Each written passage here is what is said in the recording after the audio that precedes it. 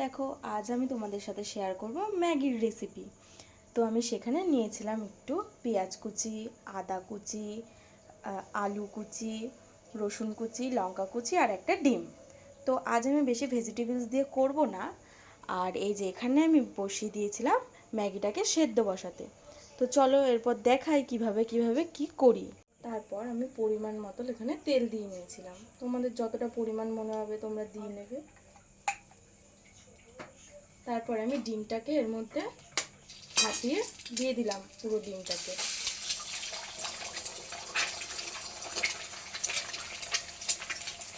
ডিমটা দিয়ে ভালো করে আমরা একটু নাড়াচাড়া করে নেবো তেলের মধ্যে কিছুক্ষণ। দেখতেই পাচ্ছ তোমরা এরকমভাবে একটু নাড়াচাড়া করে নেবে তেলের মধ্যে ডিমটা দিয়ে।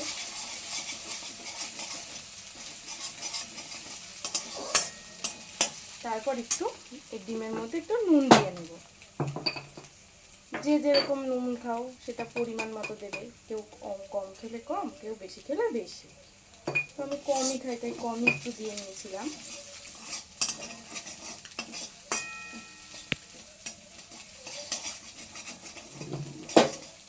ডিমটা ভেজে তুলে রাখার পর তারপর এক এক করে দিয়ে নিয়েছিলাম সব সবজিগুলোকে, যেগুলো আমি আর কি কেটে রেখেছিলাম।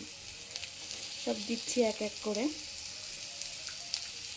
যে সব এখন নাড়াচাড়া করে ভাজা ভাজা করছি, যতক্ষণ না সেদ্ধ হবে আলুগুলো ততক্ষণ পর্যন্ত আমাদেরকে এটা নাড়াচাড়া করেই যেতে হবে।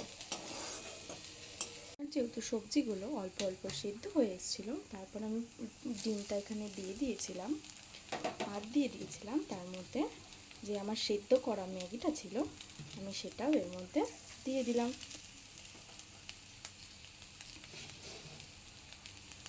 তারপর দিয়ে দিয়েছিলাম এই ম্যাগির সাথে যে মশলাটা দেয় সেই মশলা দেওয়ার পর তারপর আমি ভালো করে একটুখানি নাড়াচাড়া করে নিচ্ছিলাম। মশলাটা ম্যাগির গায়ে, আলুর গায়ে, আমি সব কিছুর মধ্যে সেটাকে লাগিয়ে নিচ্ছিলাম।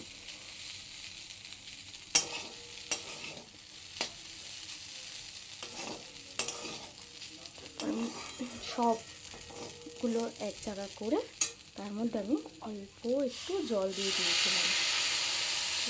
একদম অল্প একটু জল দিয়ে এটাকে আবার একটু ভালো করে নাড়াচাড়া করে নিয়ে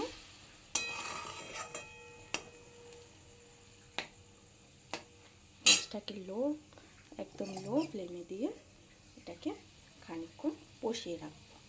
ছিল আমার ম্যাগির ফাইনাল লুক। আর এই যে দেখো